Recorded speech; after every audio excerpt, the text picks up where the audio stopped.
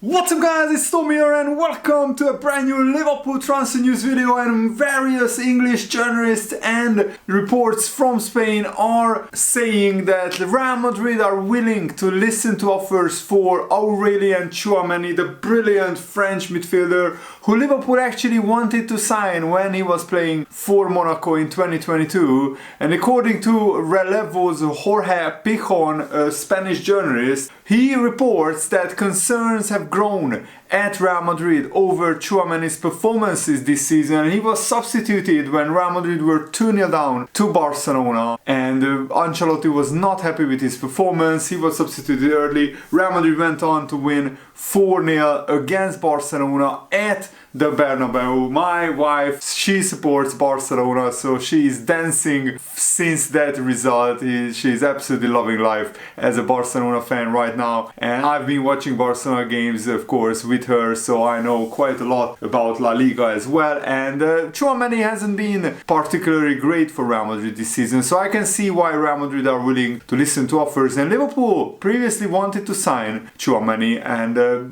he went to Real Madrid for 100 million, which I'm not too disappointed about that Liverpool didn't pay 100 million for Tchouameni. He's a great midfielder, but he's not a 100 million pound midfielder, and now I think his price would come down considerably. And Tchouameni started every La Liga game for Real Madrid apart from one, so he started 10 of the 11 La Liga games for Real Madrid. And Tchouameni has been below par along with several other stars in the Real Madrid team, because Real Madrid are now 6 points behind Barcelona in the title race. Plus, of course, they have a big disadvantage over the head-to-head results. So this would open the opportunity for Liverpool to sign Tchouameni, and now Liverpool will be on red alert. Paul Gorst, a Liverpool-based journalist, is also reporting that Liverpool are interested in Tchouameni, and if the opportunity arises, he wouldn't rule out Liverpool going back in for Tchouameni, because Liverpool have been long-term admirers of Tchouameni since 2022, and Liverpool are still in the market for a midfielder. And Tchouameni is mainly a number 6, a defensive midfielder, just like Tchouameni. Since we failed to sign Tchouameni, Liverpool still are planning to sign a defensive midfielder, and according to Fichajes and other Spanish newspapers, Liverpool are ahead of any other suitors in the race for Tchouameni if Real Madrid are ready to sell the midfielder, which looks to be the case. And of course, the retirement of Toni Kroos and the limited minutes of Luka Modric meant that Tchouameni now has a lot more opportunities to play at Real Madrid, but there are considerable doubts about his long-term presence, because it looks like his performances have dipped recently, and it looks like other midfielders like Federico Valverde and Camavinga they have been much better for Real Madrid's midfield. They have suited Real Madrid's playing style much better, and Tchouameni does not seem to fit into Carlo Ancelotti's tactical playing style completely. And something about Tchouameni's performance in this big game against Barcelona, which they lost heavily 4-0, has triggered something in the Real Madrid hierarchy, maybe putting Tchouameni on the transfer list. Real Madrid are thinking about revamping their midfield options. They would plan rather extensively once, of course, Luka Modric leaves Real Madrid. They are reportedly not even demanding the 80 to 100 million euros that they paid for Tchouameni, depending on how many bonuses Tchouameni triggered. But because Real Madrid already won the Spanish League and the Champions League recently with Tchouameni, probably they paid the full amount of bonuses for Tchouameni as well. So the Spanish news outlets are reporting that Real Madrid would listen to around 60 million euros for Tchouameni. So do you think for 60 million euros, which is around 51 million pounds, it's similar price range to Tchouameni, would you sign Tchouameni? Because I think he would certainly fit the Liverpool style of play. He's a very athletic midfielder who is very good at defensive duties, and he has a very good passing range, and of course very physically strong midfielder as well. So he would, I think, fit quite well in the Premier League. So let me know your thoughts down below. Would you like Liverpool to sign Tchouameni? And of course, if you enjoy these videos, make sure to leave a like and subscribe if you're new around here. here so you never miss the latest daily updates around Liverpool FC on my channel. And of course other clubs are interested in Tchouameni. Manchester City and Chelsea have been mentioned, but Liverpool are in a great position because we are leading the race, having already courted Tchouameni in 2022, and the players usually remember that quite fondly, that other clubs were interested in them years before they even made it into the big time. And Liverpool are very well positioned financially because we actually ended the last transfer window with around £30 million profit. So Liverpool already have a lot of money in the bank that they could spend on Tchouameni. And after Liverpool missed out on Tchouameni, I'm sure Arne Slot would still want to sign a proper holding midfielder to drastically improve Liverpool's quality. And I mean, Liverpool are already in the title race, so signing a player of Tchouameni's quality in the January transfer window would be absolutely fantastic, and it would further strengthen Arne Slot's side, and it would actually give Liverpool and Arne Slot a fantastic chance of winning some major trophies in the second half of the season. So Arne Slot will probably urge Liverpool to sign a player like Tchouameni if he is available on the market. And Paul Gorst, as I mentioned before, hasn't discounted the possibility of Liverpool moving for the Champions League winning midfielder. So now that the Spanish sources are saying Real Madrid are open to offers for Tchouameni, and after Real Madrid's hierarchy lost faith in the midfielder and he surpassed the requirements, Paul Gorst said, "I wouldn't totally write it off, Liverpool going back in for Tchouameni. When Liverpool like a player, they really like a player. They have identified a player who has gone on to win the Champions League with Real Madrid. He has gone on to captain France. He's a top player, and interest in top players don't just dissipate. If he's available, I don't think Liverpool would totally dismiss it out of hand. I can't see that interest going away. And Liverpool could still be craving a defensive midfield addition. The pursuit of Tchouameni made it clear. Liverpool have been seeking to bring in a top quality defensive midfielder. And of course, the links to Tchouameni haven't gone away entirely as well. Of course, Tchouameni isn't a flash in the pan transfer target because Liverpool have been a big fan of him for 2 years now. He's a player that Liverpool Chiefs have wanted for some time, and they might not be encouraged by Real Madrid's willingness to cash in on him if the right offer is made.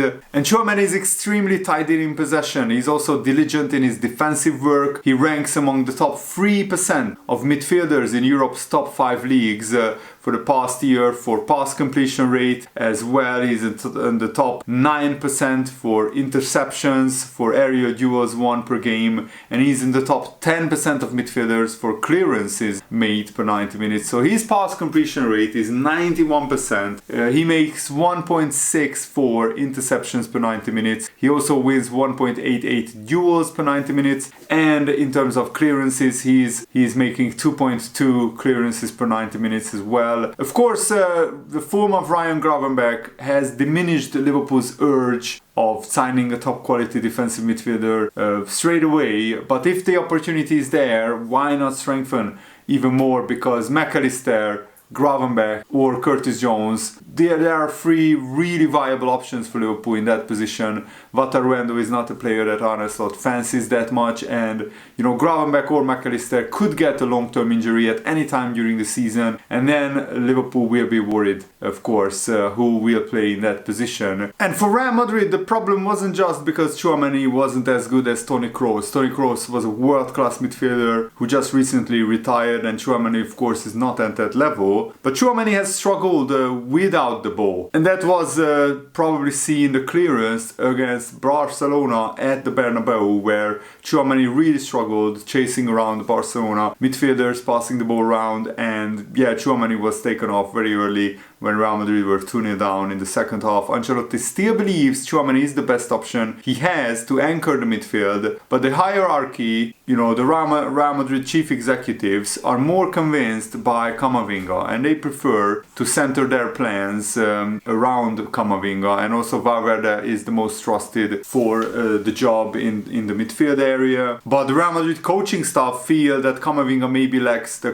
tactical sense to play in the defensive midfield position. But of course, none of this occurs in isolation. Real Madrid would like to make room in their midfield for Rodri, because Real Madrid have been very closely monitoring Rodri's situation at Manchester City, because Rodri hasn't signed a new contract yet, and if Man City get punished and get kicked out of the Premier League or get relegated, either way, Rodri would want to leave Man City, and Real Madrid are really, really big fans of him, and they would be very willing to give Rodri a new Real Madrid contract and a transfer. And then Tchouameni could make way for a place in Real Madrid's midfield. And also Rodri's contract is up in 2 years, in 2027, and he has voiced a desire to return to Spain at some point. And now that Rodri is a Ballon d'Or winner, Real Madrid would love to sign him up even more. And recently something caught my eye about Jero Kwanzaa and the way that he has been preparing to be ready when the opportunity comes. Even though he made a couple of mistakes against Brighton, I think long term Kwanzaa is still a very, very good centre-back with a big, bright future ahead of him. But right now, Konate and Van Dijk are just, of course, more experienced, better, more in ahead with their development. But Kwanzaa said that it's really tough mentally not playing many games when and obviously physically you got to sort of train like how many miles you run in games and stuff like this. It's really physically demanding, and the amount of gym work you do, it's really tough. But it's all about staying ready, and you never know when your opportunity will come. It's just staying ready for anything. You just got to look in front of you and say, you've got two of the best centre-backs in the world ahead of you. It's a joy watching them play, to be honest, but as long as I can try to push them as far as they can go, and they're always pushing me to try to be a better player, it will breed a good environment around the squad, and that's the kind of mentality that you need to have. The way both Konate and Van Dijk have marshaled the backline and done so well, it's always good to see. I'm not really a jealous person, Kwanzaa says, it just shows me what I need to do to get there. I'm always learning of them, even if I'm on the bench, just watching them play, watching them train, just seeing what I can take from their game really. Hopefully I can be in a position to really fight for the spot. I could probably name a million things of what I've seen from them that I'm looking to put into my game. I think Virgil van Dijk is probably the most complete centre-back half we have had in this modern era of centre-backs. And Ibu, the way he's defending at the minute, his game has been well-rounded and really good. So I can just take everything from them. Obviously, they've got experience as well, and I think that's the most valuable thing. Having the experience and the little tactical know-hows of certain strikers and the game, it's always good to pick up on. And Kwanzaa just sounded out the mentality around the Liverpool squad that we go for every trophy. It was the same last season. Although we fell short, it gives us even more fire in our bellies to keep going, to keep pushing. The Carabao Cup is the first one we can win, so I think that will be the ideal start for us. And now that Liverpool are in the quarterfinals against Southampton, probably it's another great opportunity for the fringe players to play. And if we can get to the League Cup semi-finals or the final with our second team, that's great because they get to play a lot of minutes, and then maybe the first team can play a few games at the end of the tournament, trying to win the tournament. So hopefully that will be a great opportunity for Liverpool to win another trophy. But I just don't want our League Cup involvement to hinder our team selection for the Champions League and Premier League games. That's why I want Liverpool to play the second team in the League Cup. Let me know what they think in the comments below, and thanks for watching. Have a nice day. See you later, guys. Goodbye.